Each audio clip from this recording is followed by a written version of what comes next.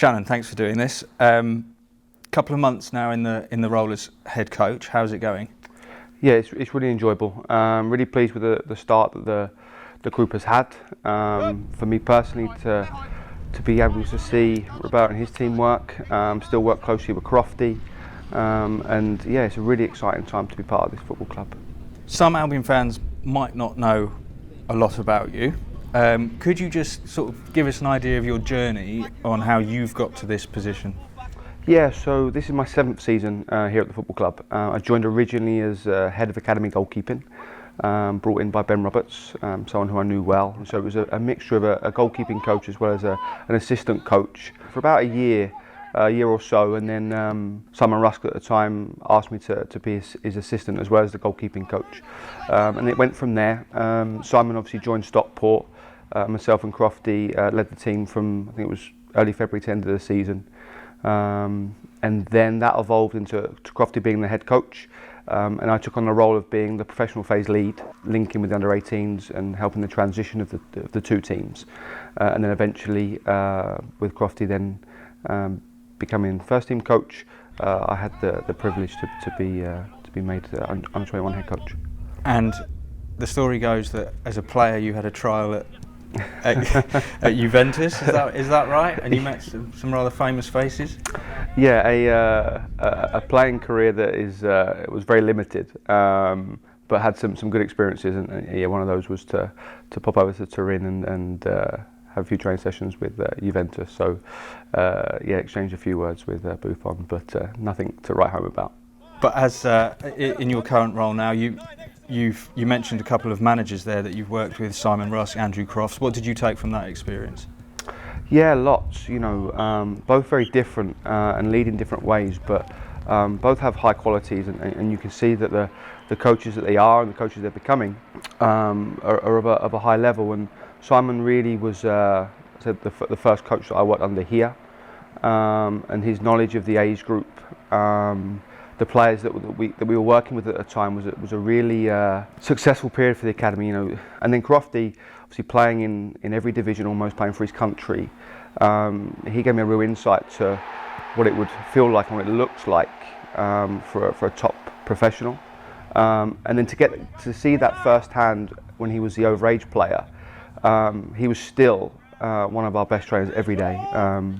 You know, his physical outputs would have been the highest in the group. So to have that level of professionalism, even at his age and at that stage of his career that he was at, that was a real good learning curve for me to see that firsthand, and then to be able to pick his brains every day of how did he get to where he got to, and that certainly helped me as a coach with this age group. So what was your reaction when you found out that Crofty was going across to the first team and the club asked you to take over the reins? Yeah, I was in shock first and foremost, because it was a role that I'd always dreamt of, and certainly that was an aim for me as a coach, but never really anticipated it could be possible. So yeah, when the news came, extremely proud and grateful, extremely grateful to the football club, because you know, it's a big role at any football club, especially a Premier League football club, to be the under-21 head coach. So for me to sit here in that role is something that I'm really proud of. Well, the players have certainly responded. There's been some fantastic performances and results in your tenure so far. You must be delighted with that. Yeah, I think first and foremost that the players enjoy playing their football is key for me.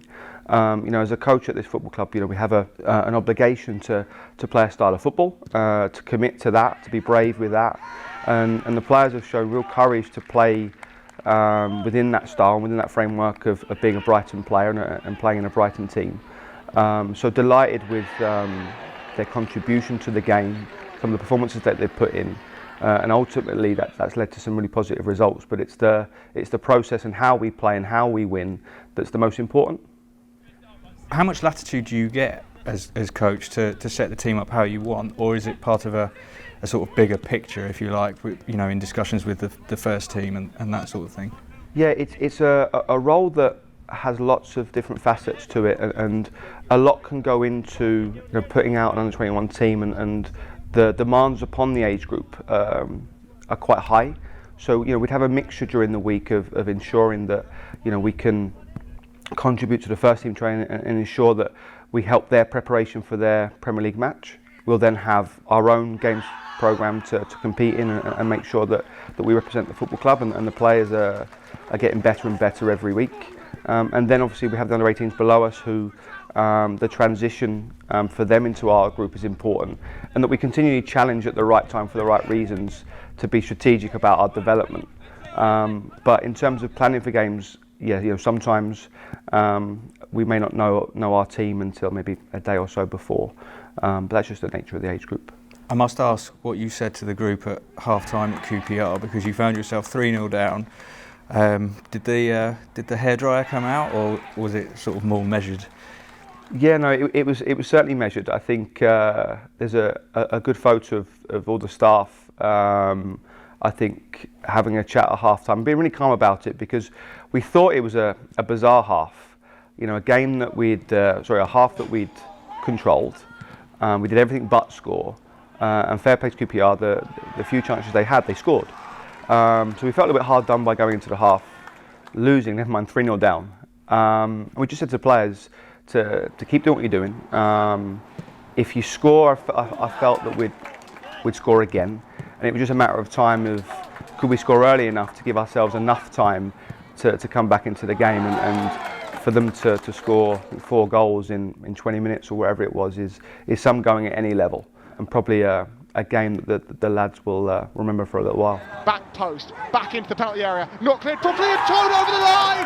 They've done it! Moran at the death in the last minute of stoppage time. 3-0 down, 4-3 up, and Shannon Ruth's side have completed the most miraculous of comebacks. You've sort of touched on it, but your players are clearly at a very critical point in their career, their fledgling careers. How does it work with David Weir and Gordon Greer in terms of discussions about the players' future and whether they need to go out on loan or whether they stay with the group? That's a really collaborative process that we have, and it would probably be myself and Ian Buttman, the academy manager, David and Gordon, and then with real key input from the first team staff in terms of what's the manager's plans for them and are they in his plans. Sometimes it'll be around the length of time they've been with us. Do they need a different challenge? What parts of their game are we looking to improve, and can a loan do that? And it's also being open-minded that players' journeys are all very different. If you look at Jeremy, for example, coming in and going straight into our first team. Same for Evan Ferguson.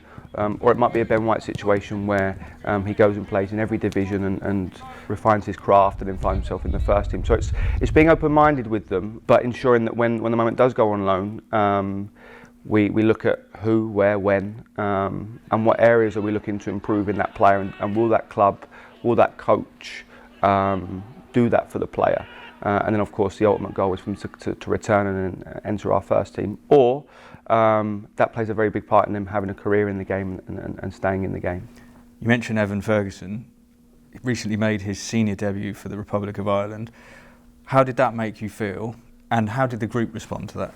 Yeah, extremely proud. We was away at Derby, and to give you an example how close the group are, they all had it on, all looking to see if he'd come on and enter the pitch and make his debut.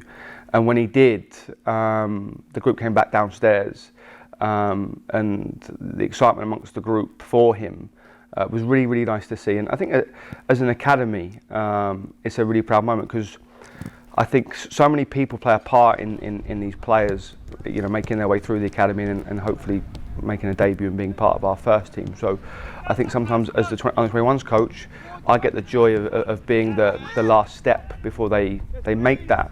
But there are so many people, the under-16 coach, the sports scientist, at every different age and stage of our academy that play a really important part. And I think when you work at an academy where there is a chance of one of the players that you're working with to play on the first team or to be playing in the World Cup, that's extremely rewarding. I don't think a lot of academy member staff around the country can have that hope that, as I say, the players that they're working with can one day play in the Premier League, and we're very lucky to have the pathway that we have here, and the efforts that the club go to ensuring that our players have those opportunities is really unique. Standing next to you in the dugout is a very familiar face to Albion fans, Gary Dicker. Why is he important to the setup, and what does he bring?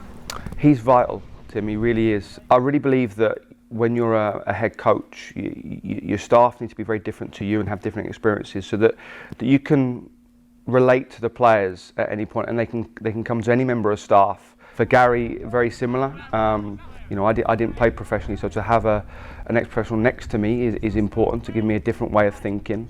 But the way that he cares about the player's journey, and only 8-9 months ago he was our overage player, so he's played with some of those. So the connections that he had are really key, and just have that reference point for them where he can go, I've been there, I know what that feels like.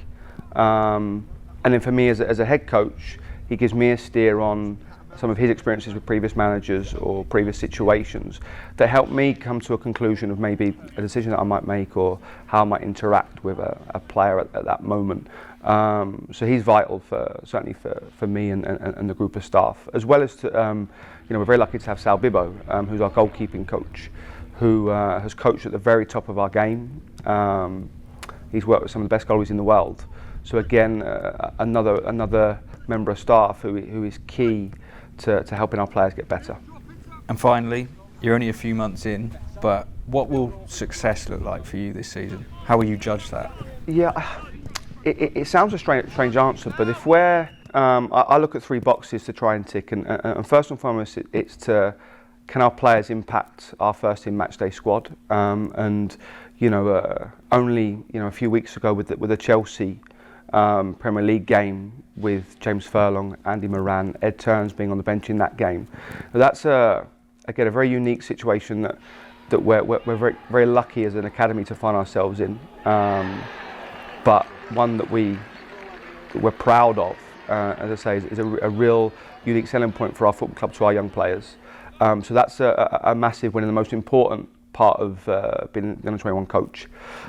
Being competitive in the games programme, our games programme is one of the best Under-21 games programme in the world. We believe that with the PL2, the International Cup, the Papa John's. As long as the identity of the team looks how we want it to look and we're competing, that's a degree of success. And then lastly, for probably handing the players over to Gordon to ensure that the level of loan that the players are attracting, and they're then competing and representing us in a really positive way, and it's a good addition to their journey. That's a win too.